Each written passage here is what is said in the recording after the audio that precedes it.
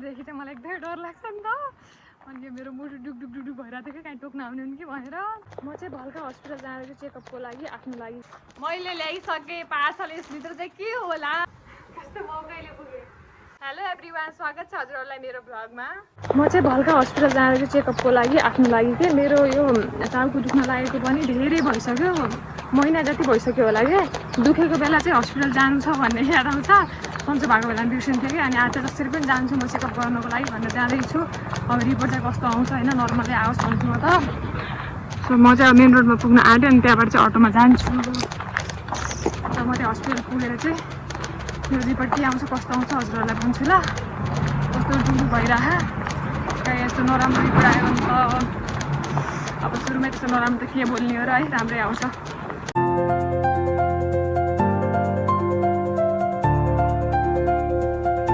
Guys म चाहिँ यहाँ लम्की चोकमा आएर पनि अब भल्काको लागि अटोमा बसिसकेको छु। अब केही समयमा चाहिँ म भल्का पुग्छु। सो अब त्यहाँ खुलेको छ कि छैन थाहा छैन, 10 बजे खुल्छ भन्दै हुनुहुन्छ। अहिले अगाडि जानु पऱ्यो नि त के भन्छ बिल राख्नको लागि।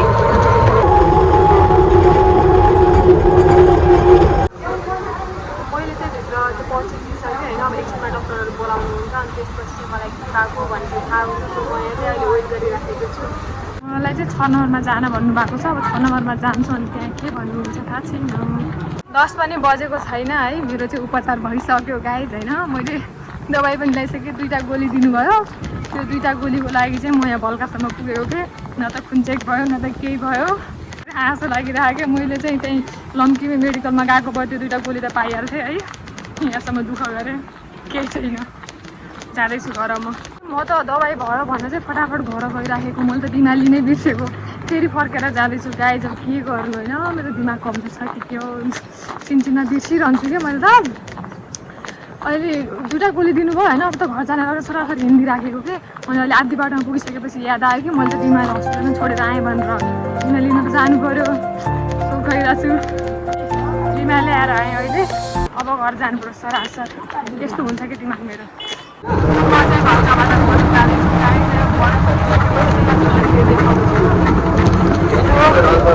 मैले अटो पनि पाइहालेँ छिट्टै।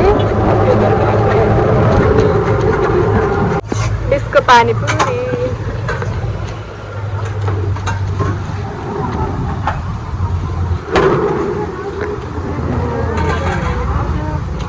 लम्कीको माउले चाहिँ आज घाम लागेको छ है बिहान नै।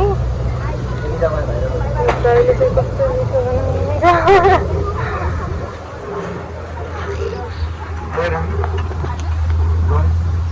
पानीपुरी पनि खाइसकेँ होइन। घर जाने त टाइम भएको, घर जाऊ कि एकचोटि माइत त पुगेर आऊ भन्ने भइरहेको कि।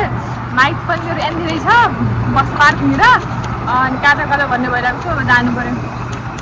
दाइ जानुहुन्छ यता, यता जानुहुन्छ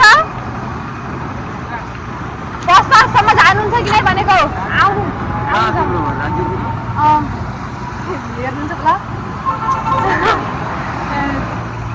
देखाइदिउँ भिडियोमा, लाज नमान्ने भयो। हाई गर्नु, हाई गर्नु, हाई।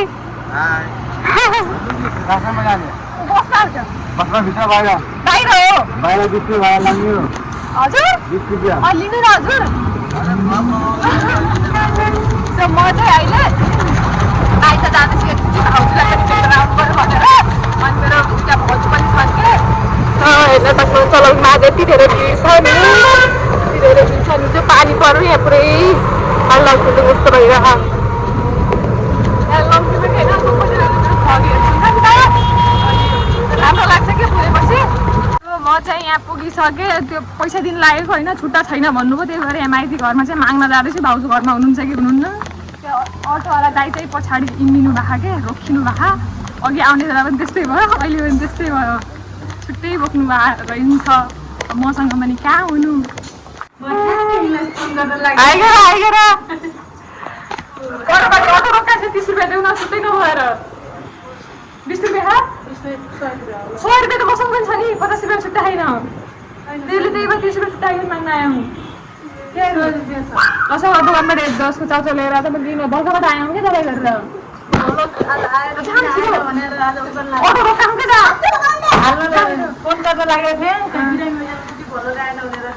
भर्खर पुगेर आयो एकचोटि त्यहाँ उडी जानु भन्दै थियो भेटिगाउँमा त आयौँ क्या सब त्यो अटोवाला दाइ चाहिँ पुरा रोकिनु भए त्यहाँ छुट्टै ए भर्खरको आज मैले कस्तो अर्थै भएर रहेछ कि 10 बजे खुल्लो थियो नि अहिले त अगाडि खुलिजाने 2टा गोली दियो न चेकअप न केही नै 2टा गोली मेडिकल केही नै भएन आइगएँ म अहिले आज बार त खै के भयो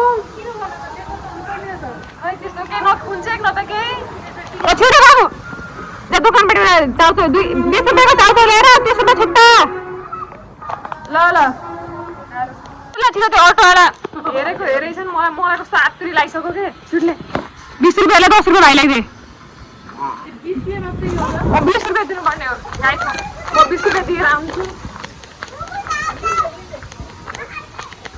खा त्यो दाइ चाहिँ हेरेको हेरे हुनुहुन्छ म 20 रुपियाँ दिएर आएँ त ल गाइज मैले चाहिँ 20 रुपियाँ दिएर आएँ बल्ल मेरो मन शान्त भयो क्या त्यो दाइले चाहिँ छुट्टा छैन भने रन्दै बहिनी भन्दै हुनुहुन्थ्यो त्यही पनि बिचरा मेरो लागि यहाँसम्म दुःख गरेर आउनुभयो म कहाँ उहाँको चाहिँ मेरो पैसा खाइदिन्थेँ र है अहिले छुट्टा गरेर अनि दिएँ अनि बल्ल मेरो मन शान्त भयो एउटा गोली चाहिँ खाइसकेँ अनि अर्को गोली खाँदैछु म अब एउटा यो ट्याब्लेट दिनुभएको थियो एउटा अर्को ट्याब्लेट छ खाली पेट खाने अब खान्छु ल अन्त हुन्छ हुन थाल्दैन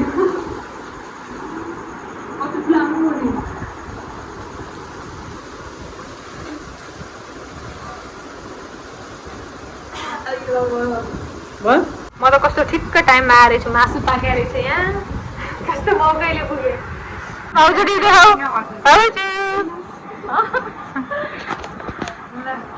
आजको मौसम पनि एकदमै राम्रो छ डिउ खायो भने त झन् राम्रो हुने भइहाल्यो डिउ हामी डेली त खाने होइन कहिले कसो हो खाने 2 दिनको लागि अब हामी चाहिँ डिउ खान लाग्यो है भाउजू पनि यता खाँदै हुनुहुन्छ खै भाउजू एक सुरुप खानु त कस्तो हुन्छ मिठो ल म पनि खान्छु कस्तो छ आहा कति मिठो चिसो भयो मेरो चाहिँ नयाँ पार्सल आएको छ कसले पठाइदिनु भयो म त्यहाँ गएर चाहिँ देखाउँछु हजुरहरूलाई फोन गर्नु भएको छ छिटो जानुपर्छ 2-3चोटि फोन आइसक्यो त्यो दाइ आउनु भएको ल मैले ल्याइसकेँ पार्सल यसभित्र चाहिँ के होला म चाहिँ लगाएर देखाउँछु अहिले त नै पछि घर गएर आज त यहाँ माइत छु नि त म अहिले अब केही समयपछि जान्छु अनि त्यहाँ अनबक्सिङ हुन्छ यसको बाई बाई अङ्कित बाई ल म गएँ ल अङ्कुल बाई बाई